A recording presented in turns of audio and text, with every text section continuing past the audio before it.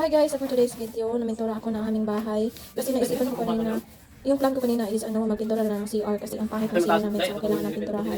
So pagkatapos, na-realize ko, ang ganda pala ng bahay kapag white yung background. So bumili ako ng white guys, white na pintura. Hindi ako nagkaroon ng pintor guys kasi ang mahal ng bahid. Sikap na lang ako guys para tipid ng pera kasi crisis ngayon. So ito pintura lang. Easy naman siya gawin guys pag pag willing kang gumawa. Yung pet ko nalagyan ng pintura. Pero matatanggal naman 'yan. O di ba? Kasi maganda kasi kapag white yung background ng bahay, ang ganda tingnan. So, pintura lang guys, pero tinulungan ako ng kapatid ko na pintura ng bahay para mabilis kami matapos. So, ilan salary ni mo, sir? $500 a day. Dati yan. So, I'm gonna interview you. What kind of paint is this? It's a white. I said, what kind of paint? Poison Oak Guard. I didn't-